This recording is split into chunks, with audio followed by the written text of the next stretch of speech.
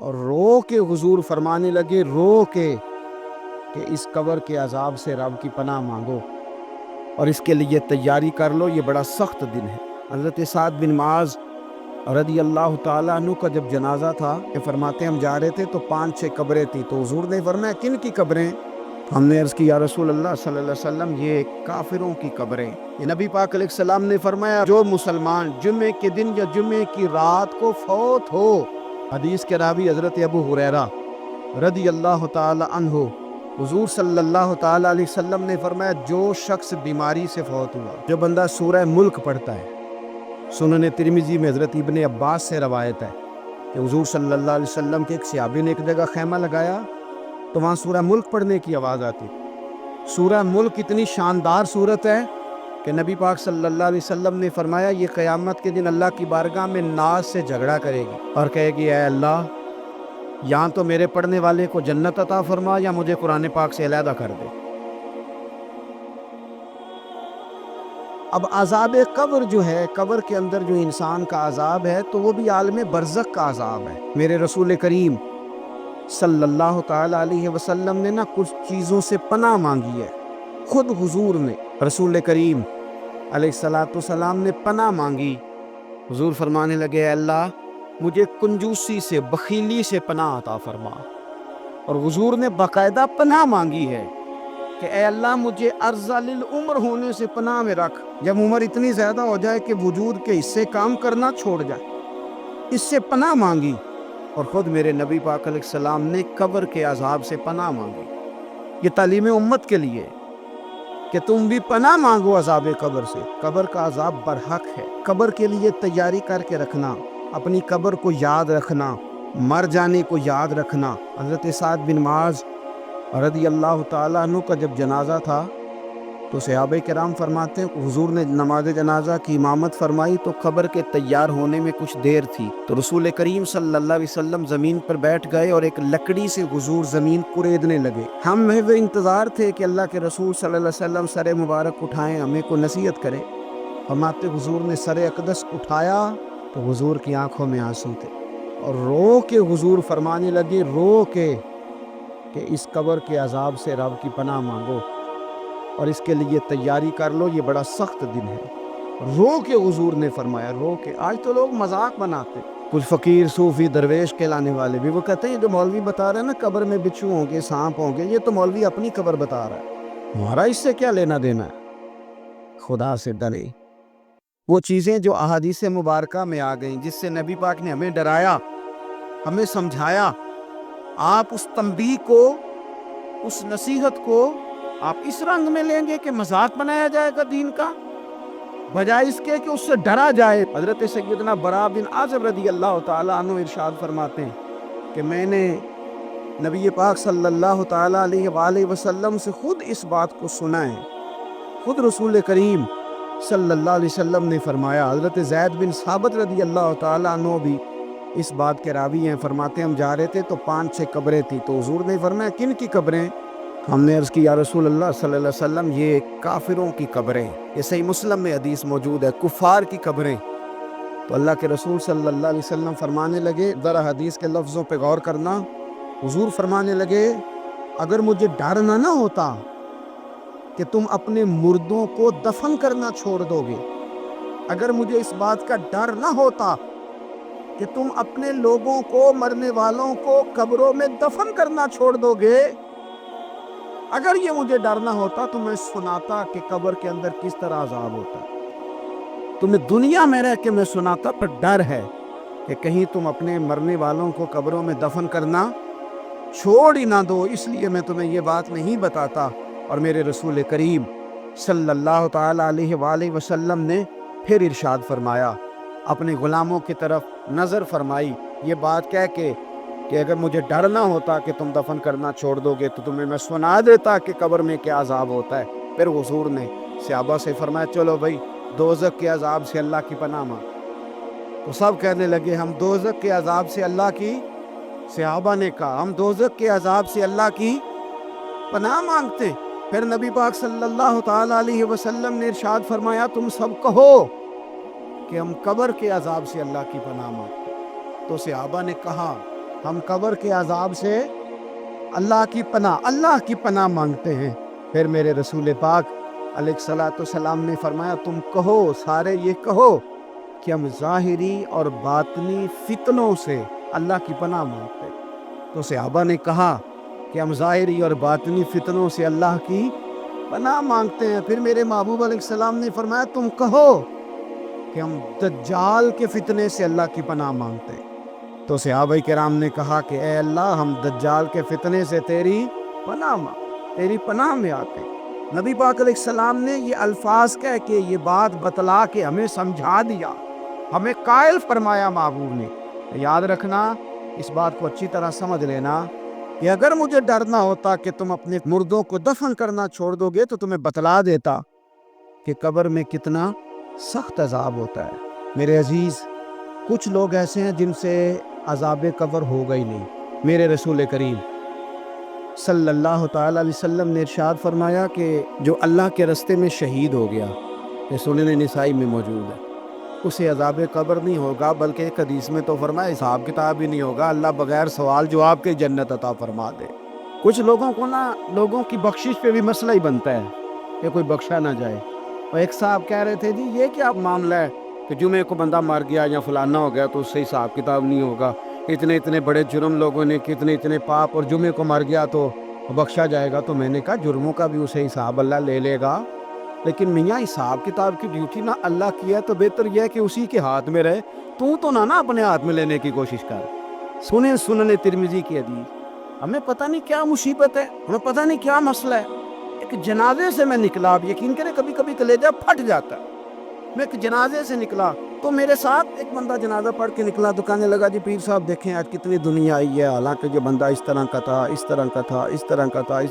میں نے اسے کہا یار تجھے تو فکر ہی لگ گئی ہے کہیں جنت میں چلا ہی نہ جائے، تو اس طرح کرنا جنت کے دروازے کے سامنے کھڑے ہو جانا ڈنڈا لے کے کہ میں نے نہیں جانے دینا۔ شرم آنی چاہیے ہمیں۔ اللہ فرماتے ہیں جنت اتنی چوڑی ہے جتنے زمین و آسمان، اس کی چوڑائی زمین اور آسمان کے برابر ہے، تو ہم تو اپنے علاوہ کسی کو جانے نہیں دینا چاہتے جنت میں۔ اور بس کریں، جنت خدا کا فضل ہے، اور اللہ فرماتے ہیں میرا فضل میں جسے چاہتا ہوں عطا کرتا ہوں۔ یہ سنن ترمذی کی حدیث، اور اس کے راوی حضرت عبداللہ ابن عمر رضی اللہ تعالیٰ عنہ، نبی پاک علیہ السلام نے فرمایا جو مسلمان جمعے کے دن یا جمعے کی رات کو فوت ہو، اس کو اللہ تعالیٰ قبر کی آزمائش سے محفوظ رکھتا ہے۔ جو جمعے کی رات فوت ہو جائے یا جمعے والے، یعنی جمعے رات اور جمعے کی درمیانی رات چلا جائے یا جمعے والے، تو اللہ اسے عذاب قبر سے، تو میرے عزیز جو بندہ شہید ہو اس سے عذاب قبر نہیں ہوتا، جو آدمی جمعے کے دن یا جمعے کی رات چلا جائے اسے بھی عذاب قبر نہیں ہوتا۔ اور میرے رسول کریم صلی اللہ تعالیٰ علیہ وسلم نے فرمایا جو بندہ ایک دن اور ایک رات، یہ حدیث صحیح مسلم میں، سنن ترمذی میں، مصنف عبدالرزاق میں موجود ہے،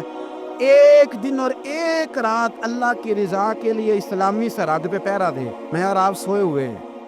لیکن وہ لوگ جو فوجی بارڈروں پہ کھڑے ہیں، دیکھو مدینے والے محبوب کس کس پہ کرم فرماتے ہیں۔ ساری عمر نہیں، 24-25 سال کی سروس نہیں،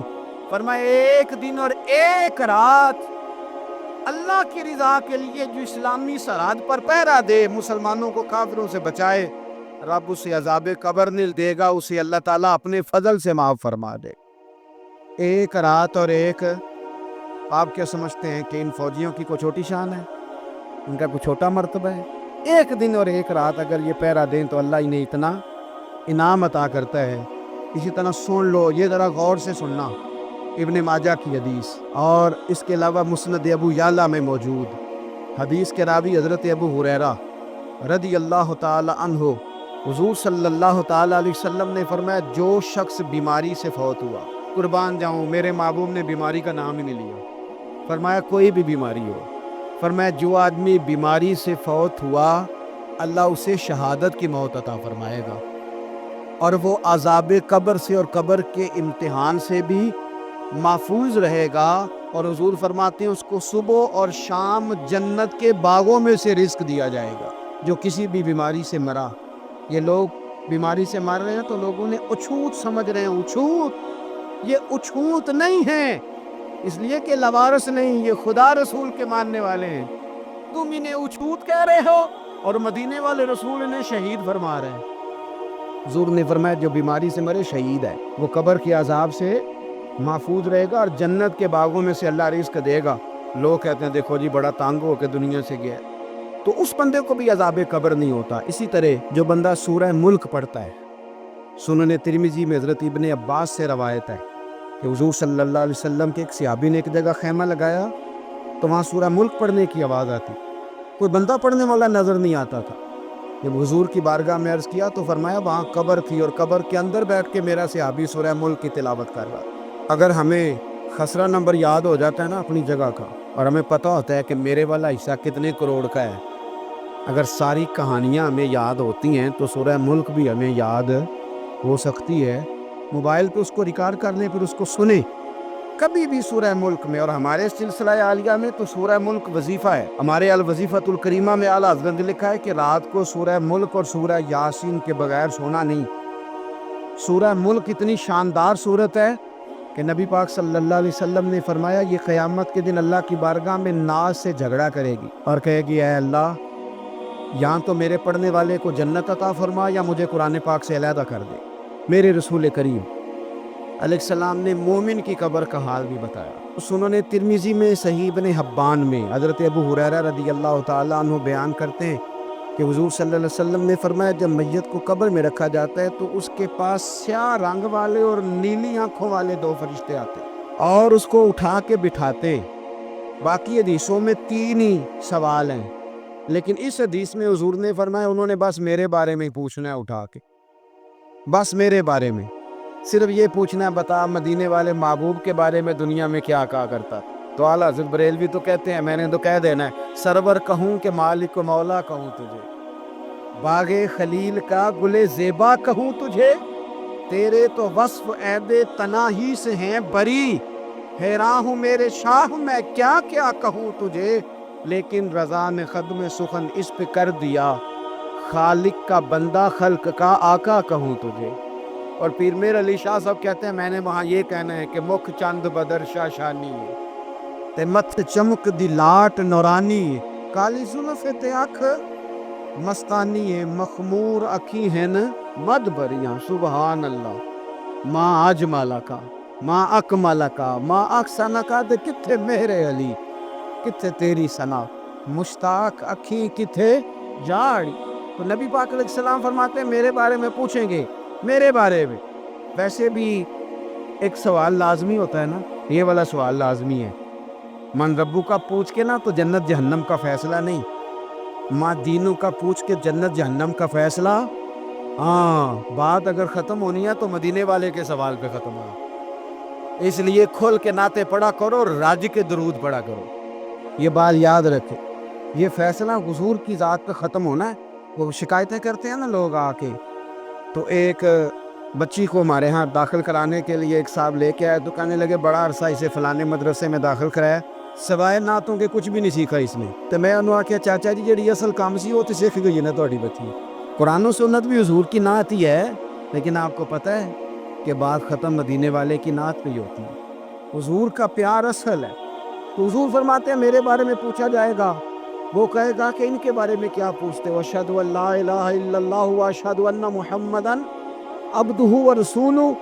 تو فرماتے ہیں پھر اسے نا